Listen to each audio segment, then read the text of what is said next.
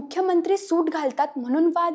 आणि मग भर सभेत त्यांनी विचारला एकच प्रश्न, आम्हाला सूट घालण्याची परवानगी नाही का? तमिळनाडूचे मुख्यमंत्री जोसेफ विजय सध्या त्यांच्या काळ्या पांढऱ्या सूटमुळे चर्चेत आहेत.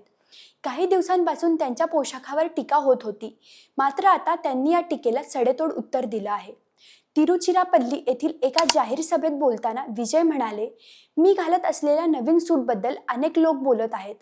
आम्हाला कोट आणि सूट घालण्याची परवानगी नाही का? तो फक्त अधिकार पदावर असलेल्या लोकांसाठीच आहे का?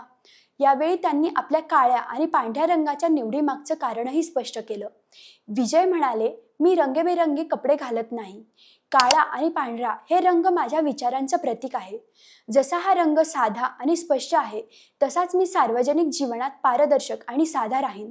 तसेच काळ्या रंगाचं प्रतिकात्मक महत्त्व सर्वांनाच माहीत असल्याचं सांगत त्यांनी त्यावर अधिक भाष्य करण्यास नकार दिला.